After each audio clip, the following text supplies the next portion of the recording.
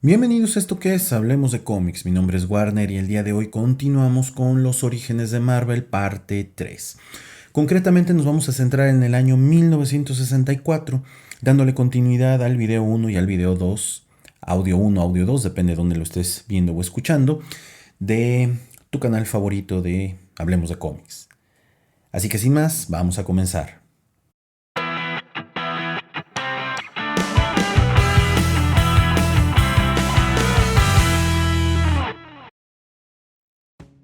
¿Qué estabas haciendo en 1964?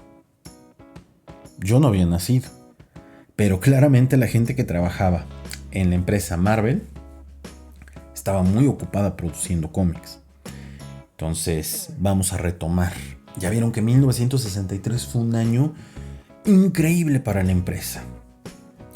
Vamos a platicar un poquito de lo más relevante que pasó ese año, 1964. Y vamos a hablar de un personaje que se llama Blob. En algunas partes del mundo creo que le llaman la mole, pero bueno, para nosotros en Latinoamérica, concretamente en México, la mole es The Thing, el cuarto miembro de los Cuatro Fantásticos. Es la primera aparición de Blob en X-Men. Blob es un mutante cuya principal característica es que está gordo y prácticamente tiene la capacidad de absorber los golpes, ¿no? Tiene la capacidad de absorberlos y rechazarlos. El personaje se llama, bueno, el nombre del personaje más allá de Blob es Fred Duke, y pues era una persona que se ganaba la vida como atracción de circo ambulante, hasta que se dio cuenta que era un mutante, y pues bueno, de ahí la hermandad de los mutantes de Magneto pues lo reclutó y lo hizo que se enfrentara a los X-Men. Este es un personaje que hemos llegado a ver en las películas de X-Men, concretamente en la película de Wolverine Origins. Sí, creo que sí, en esa es el personaje gordo que encuentra en la arena. En la arena esta, bueno, perdón, en la arena, en de lucha cuando va a buscar a will.i.am. Fíjense, will.i.am, el cantante de Black Eyed Peas, salió en una película. O sea, imagínense qué tan maletona es la película de Orígenes. Hay gente a la que le gusta, lo respeto, pero creo que es una muy mala película de Wolverine. Creo que Wolverine tiene 1000 veces mejores películas, como la de Logan con el director Mangold, que creo que es así apellida. Y bueno, avancemos un poquito.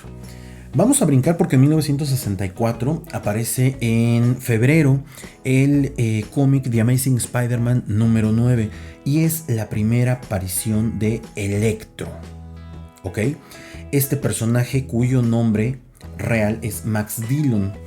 Y un personaje que tenía un complejo de inferioridad y que por un tema como todos los personajes dentro del universo de Spider-Man adquiere sus poderes por un accidente. Electro, fíjense, ese es un tema bien interesante. Electro, aunque fue miembro de los 6 siniestros, o los 4 siniestros, no me acuerdo cuántos son, discúlpenme.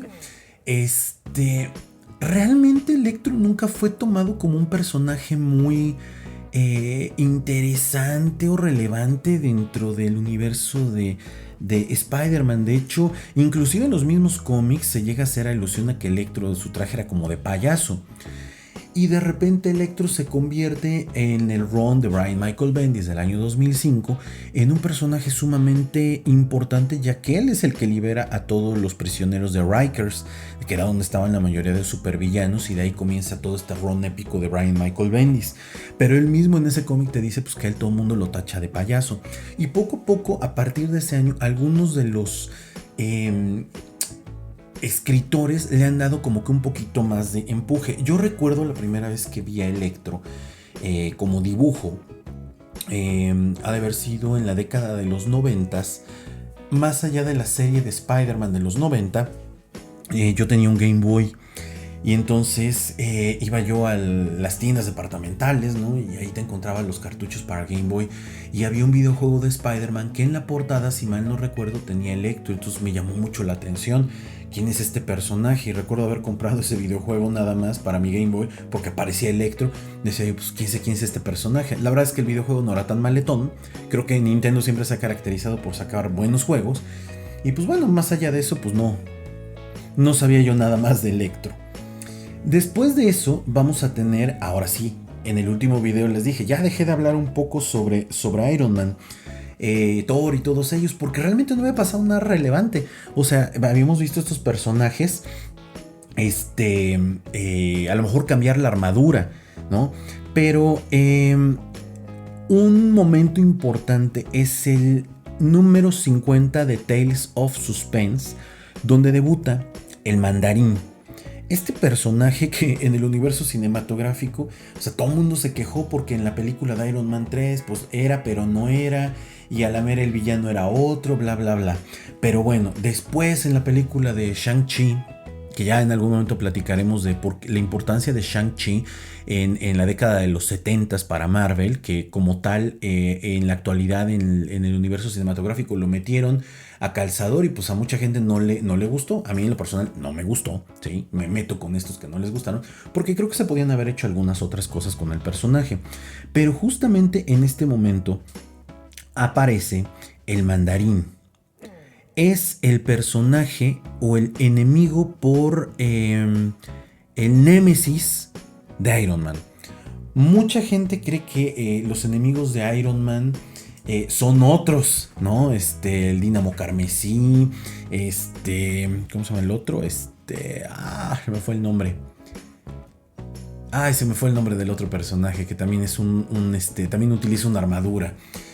Sin embargo, las mejores historias, si lo queremos ver así, a lo largo de la historia de Iron Man, son con el Mandarín, no son con otro personaje. Entonces, este primer número es muy importante porque aquí empezamos a ver cómo es que el Mandarín empieza a convertirse o se va a convertir en un enemigo recurrente y el tipo de aventuras. Imagínate, es magia contra tecnología. Y pues ese siempre ha sido uno de los temas dentro del mundo del cómic, ¿qué es lo que ganará? Posteriormente, en el número 4 de X-Men aparecen por primera vez la Bruja Escarlata, Scarlet Witch y Pietro Maximoff. Bueno, que en ese momento no sabemos los nombres, pero es se me fue el maldito nombre del personaje. Y es que no lo anoté acá, nada más le puse Pietro Maximoff. Pero bueno, y son personajes que se unen a la hermandad de mutantes malvados de Magneto. Entonces, pero bueno, oye, ¿y aquí no son hijos de Magneto? Todavía no. Aquí no se sabe nada de eso. Esas historias, esos retcons, los vamos a ver mucho tiempo más adelante. Inclusive hay una parte en la historia de ellos que tiene que ver con este personaje. Estoy grabando esto en el 2023, que aparece en la película de Guardianes de la Galaxia, que se llama el Alto Evolucionario. Él tiene mucho que ver en el tema de los poderes de Wanda y de su hermano Pietro, y pues bueno, es una parte de la retcon interesante que tienen ellos, pero es la primera aparición. Posteriormente estos dos van a dar un brinco, pero ya llegaremos a ellos porque pasan de villanos a héroes y ya les contaré un poquito más adelante. De aquí vamos a dar el brinco a Avengers número 4. En Avengers número 4 pasa algo bien loco y creo que aquí me voy a detener un poquito más. Si para mí el superhéroe más cabrón que hay en DC es Green Lantern, yo considero que el superhéroe más cabrón de Marvel es Capitán América. Creo que es uno de estos superhéroes que la verdad a la gente no le gusta porque muchos lo consideran super ñoño. Pero yo os voy a decir algo, creo que hay muy buenas historias del Capitán América. Más allá de esta idea de que solamente es una representación de lo neoliberal y el capitalismo, que de hecho para ese entonces el neoliberalismo todavía no existía, pero bueno, el Capitán América reaparece. Y entonces, fíjense, aquí haciendo una explicación, ¿este Capitán América es el mismo Capitán América que habíamos visto con anterioridad? No. Este es un Capitán América diferente cuya historia se parece mucho a la historia del Capitán América que vimos en los cómics de la Segunda Guerra Mundial. Este es un Capitán América que tras la Segunda Guerra Mundial regresa tras estar congelado muchos años por un accidente que tuvo. De hecho, Previo a esto hubo un debut de un impostor que fue como para medirle el agua a los tamales, ¿no? Digo yo, para saber qué tanto la gente iba a aceptar un regreso de esta figura, porque recordemos que el Capitán América se dejó de publicar porque pues la guerra había acabado y entonces ya no tenía razón de ser un personaje de esa naturaleza. Y la primera vez que tantearon esto fue en Strange Tales, no recuerdo exactamente el número. En Strange Tales aparece un personaje que parecía ser el Capitán América, pero no era el Capitán América, era un impostor.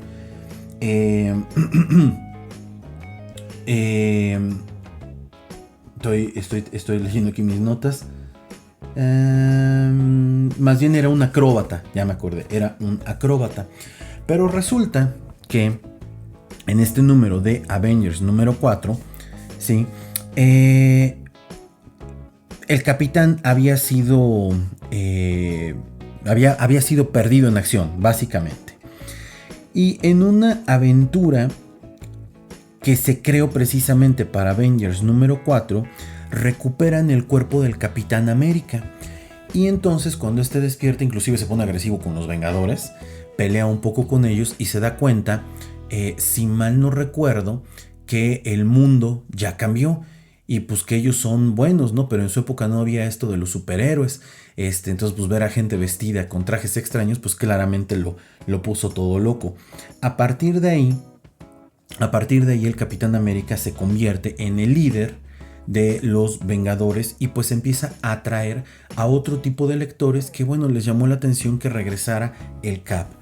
Esta es una gran historia porque logra conjuntar lo viejo con lo nuevo, es decir, las viejas historias del Capitán América y un héroe olvidado con estos nuevos personajes. Por eso al Capitán América se le conoce como el hombre fuera de tiempo, que él es un militar de la Segunda Guerra Mundial y ahora está tratando de meter orden en un equipo que es lo que más necesita. Cabe mencionar que para estas alturas del partido, este equipo de superhéroes trae una dinámica muy interesante, que es algo que la Liga de la Justicia no lo logra hasta muchos años después. Es un equipo en donde uno estaba acostumbrado a ver a la Liga de la Justicia como equipo, todos acordaban, sí señor Superman, sí don Batman, ¿no? Y acá lo que vemos son problemas y conflictos por las personalidades tan ególatras que cada uno de estos personajes tiene. Entonces cuando aparece el Capitán América, le empieza a dar un poco de piso a lo que el equipo realmente necesitaba. Entonces, bueno, igual seguimos en 1964. Y por primera vez en los cómics que aluden a Iron Man, Tales of Suspense número 52, aparece por primera vez Natasha Romanoff, ¿sale? La Viuda Negra. Pero aquí la vemos en una faceta más de Mata Hari, ¿no? Esta espía de esa época, como seductora, sin un traje como el que la conocemos. Posteriormente la vamos a ver más en su aspecto tradicional, pelirroja, con el traje en negro pegado, con armas, etc. Pero bueno, esa es la primera aparición. Ella aparece por primera vez en un cómic de Iron Man. De aquí, sí, vamos a hablar concretamente de el número 1 de Daredevil. ¿Ok? El número 1 de Daredevil. Esta historia de Daredevil está bien loco, ¿no? Este superhéroe apareció así como de la nada, ¿no? Un superhéroe que nadie pidió, pero aquí apareció. Es un superhéroe que tiene una historia bien, bien loca. De hecho, históricamente ha tenido como cuatro retcons a su origen. Uno por Jeff Loeb, otro por... ¿quién era el escritor? Grant Morrison, no era Grant Morrison, híjole, no recuerdo, pero es uno de los escritores grandes, ¿no? Alan Moore no era, no me acuerdo, es que no tengo esa nota aquí a la mano, pero bueno, ha tenido varios retcons que le han agregado mucho sabor a su historia.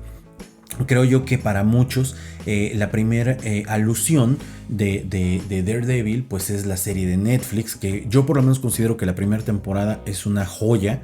De ahí en fuera ya les podría decir que la verdad es que les empieza a fallar mucho, sobre todo cuando hacen el crossover entre los Defenders, que creo que, pues, que deja mucho a desear. Pero bueno, en esta primera historia vemos su origen. Es un superhéroe cuya principal característica es que es ciego. Pero creo yo que este es uno de los grandes aciertos en el superhéroe, y lo que hace Marvel. Empieza a crear historias que pueden ser inverosímiles, pero que en ese universo pueden darse. Creo que originalmente la idea era hacer una copia de Black Bat. Black Bat fue un superhéroe de los pulps americanos, de estas historias más oscuras, más dark, en donde era también ciego, hasta donde yo recuerdo, Black Bat, y era un justiciero más duro, ¿no? Más de matar, si mal no recuerdo, ¿no? O sea, corríjanme si estoy en lo incorrecto. Entonces, pero también era una mezcla como con Batman por el tipo de capucha que él utilizaba. El traje original de Daredevil era amarillo con rojo carmesí, y solo tenía una D. El hombre sin miedo, ¿no? Que era la parte como lo vendían. El cómic decía: "Here comes Daredevil, the man without fear". El hombre sin miedo, ¿no? Yo digo, no, pues si no ves, pues cómo vas a tener miedo, ¿no? Pero bueno, creado precisamente por Stan Lee. Y ahorita les digo quién fue el dibujante, porque creo que eso no lo tengo aquí anotado. Bill Everett, que es el creador de Namor, el submarinero. Entonces, aquí aparecen por primera vez algunos de sus personajes recurrentes, que es Franklin Foggy Nelson y Karen Page, que Karen Page en el futuro, en la década de los 80, si mal no recuerdo, ahora sí tiene una gran historia precisamente con Daredevil en Born Again. Lo de Karen Page es un giro de tuerca impresionante, y desde ese entonces no vemos nada más de ella, hasta donde yo recuerdo y hasta donde yo me quedé. Entonces, un cuate, Daredevil, que es abogado, defiende a la gente de Hell's Kitchen, un barrio bravo literalmente en la ciudad de Nueva York. Y la verdad, ahí sí se las debo. No sé si aquí en este primer cómic cuentan su origen como tal, se las debo.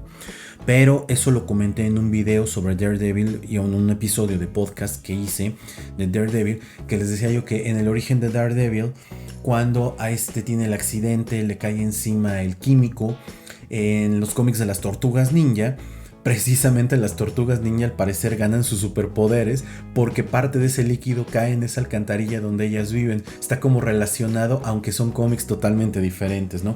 Pero en entrevistas sé que los creadores de las Tortugas Ninja han dicho pues que sí, que realmente se basaron un poco en eso, y que el accidente pues las afectó también a ellas. Muy bien, continuando. Amazing Spider-Man número 14 de julio del 1964. Este es un máximo coleccionable, les insisto. Si bien a mí me puede o no me puede gustar este personaje, o puede ser o no de mis favoritos en Spider-Man, es la primera aparición del Duende Verde. ¿Ok? El famosísimo Norman Osborn, aunque Norman Osborn ya había aparecido con anterioridad, esta es la primera vez que aparece como tal el personaje del Duende Verde. Posteriormente, ven ya cuántos llevamos, ¿sí? Personajes épicos en The Amazing Spider-Man.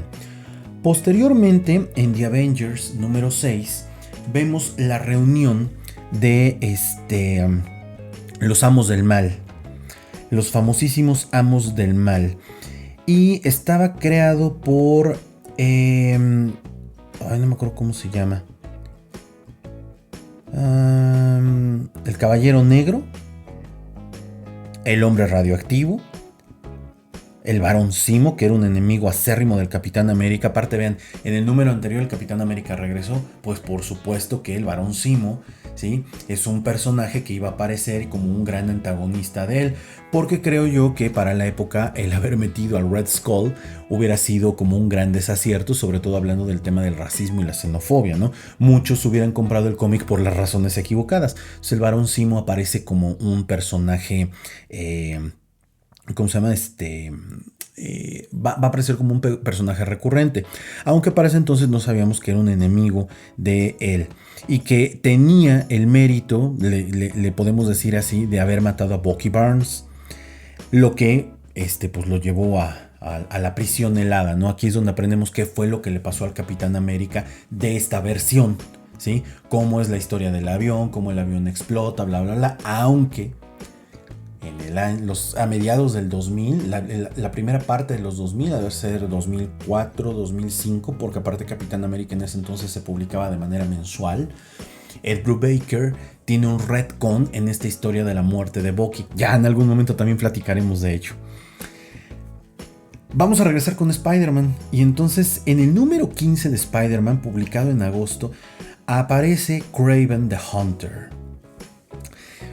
A ver, este es uno de los grandes personajes de la historia de ¿cómo se llama? De Spider-Man. Es medio hermano, entiendo yo, del Camaleón. Y pues es un cazador que viene a poner a prueba las habilidades de Spider-Man. Si bien no es la mejor historia de Kraven, porque pues, es su historia de origen, su primera aparición, les recomiendo muchísimo de Kraven The Last Hunt, repartida a lo largo de 5 o 6 números que en ese entonces se publicaban de Spider-Man de la década de los 80s. Es una historia increíble de cómo Kraven pone y lleva al límite a Peter Parker. Es impresionantemente buena la historia. Creo que es de lo mejor que se ha escrito, porque además se sale mucho del canon de no matar, de no violencia, del comic code de la época. La verdad es que es muy buen trabajo el que se logra ahí. Y bueno, de ahí vamos a dar el brinco ahora a Avengers número 8. ¿Sale? Ya casi vamos a cerrar este episodio. Avengers número 8 nos presenta por primera vez para los Vengadores un enfrentamiento con Kang el Conquistador. Y entonces, porque recordemos que Kang el Conquistador ya había aparecido con los Cuatro Fantásticos, pero esta es la primera vez que vemos a Kang el Conquistador.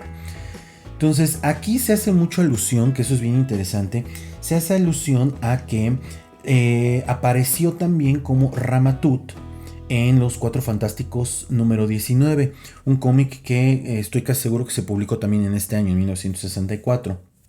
Pero aquí empezamos a ver la complicación de este personaje y cómo este personaje está tratando de dominar todos los tiempos. Entonces, hoy que está muy de moda el tema de Kang por la película de Quantum Mania de Ant-Man and the Wasp, pues creo que es importante que este es el primer gran enfrentamiento. Y aquí recordemos que enfrenta a Ant-Man, o ahora el Hombre Gigante, The Wasp, enfrenta al Capitán América, Iron Man, y la verdad no recuerdo si en este punto Hulk sigue con ellos, porque Hulk de los Vengadores desaparece por un ratito. Bueno, ¿qué fue lo que pasó también con Hulk?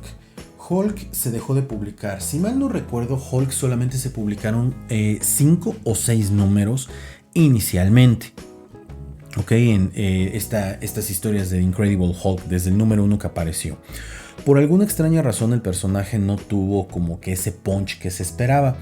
Y entonces lo que se logró fue una nueva serie que fue publicada en octubre, en el mismo cómic de Tales to Astonish número 60. Y ahí reaparece Hulk. Hulk y los X-Men tienen esa característica, que son cómics que de repente no son tan queridos y de repente tienen un boom. Y han sido cancelados, republicados, sacados con otro nombre. O sea, creo que lo peor fue lo de los X-Men, ¿no? Que los dejaron de publicar y nada más hacían reprints de los números anteriores. Nada más les cambiaban un poquito las portadas, pero Hulk también padeció de esto. Para seguir avanzando, Avengers número 9 nos presenta también a un nuevo personaje en Avengers, Simon Williams, Wonder Man. Este es un personaje cuyas historias están íntimamente ligadas a se me fue el nombre. Los señores del mal, o los amos del mal. Y está muy ligada también al Barón Zemo, pero también está ligada a posteriormente Wanda Maximoff, y también está muy ligada a Visión porque por ahí hay un triángulo amoroso entre el robot, Wonder Man y Wanda Maximoff.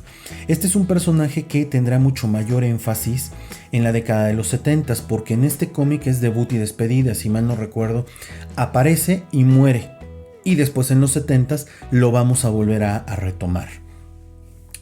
De aquí vamos a dar un brinco directamente a una nueva serie. Aquí es donde comienza un tema bien loco. Los famosísimos 2-in-1, que todavía creo que no se llamaban así, pero aparece una nueva serie en noviembre para el Capitán América. En Tales of Suspense número 59 aparece un crossover entre Iron Man y el Capitán América. ¿Qué es lo que pasa acá? Bueno, no es un crossover, son dos cómics totalmente diferentes, nada más que venían en el mismo. Aquí hay un tema bien loco. Justamente por esas épocas, el tema de la distribución de los cómics de Marvel comienza a ser un problema. Y resulta que el principal distribuidor que los podía ayudar a llegar a los puntos de venta era DC Comics. No recuerdo en ese entonces si así se llamaba como tal la empresa. Y DC Comics, pues dándose cuenta la importancia de este competidor tan fuerte que tiene, les limita a tantas piezas que pueden mandar. Por lo tanto, Marvel hace un movimiento, empieza a publicar 2 cómics en uno. Justamente por estos años es por donde empieza, y esta es la primera muestra de ello. De aquí vamos a dar el brinco únicamente a mencionar que en esa nueva serie de Hulk para diciembre de 1964, en Tales to Astonish número 62, aparece por primera vez uno de sus villanos, el líder, que así se llama. Es un personaje cuya principal característica es que tiene una superinteligencia derivada de un experimento con rayos gamma.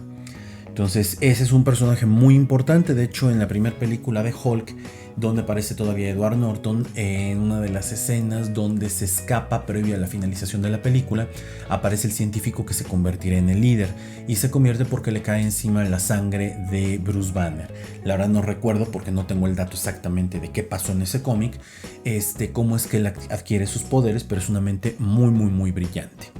Entonces bueno, ese es el año 1964. Entonces vean cómo esta empresa se va diversificando todavía más. Va armando todo un universo, ¿sí?, alrededor de sus personajes, y cada vez se vuelve más fácil controlar las historias. Cabe mencionar esto, que si bien es difícil controlarlas, Marvel a lo largo de la historia ha tratado de llevar el mejor control que se puede, a veces contradiciéndose, pero asumiendo el riesgo de la continuidad, que a veces no es tan continua. En cambio en DC pues buscan así como mucha precisión. Entonces, bueno, en nuestro siguiente episodio estaremos hablando de 1965. Y pues aquí vamos a ver muchas más apariciones de personajes, villanos, momentos históricos dentro del mundo del cómic. Así que espero les haya gustado esta segunda parte, espero lo disfruten. Recuerden visitar www.villanscomics.shop, la tienda del coleccionista de cómics, y nos vemos en otro episodio, nos escuchamos en otro episodio de esto que es Hablemos de Cómics. Yo soy Warner, que tengan excelente día, chao.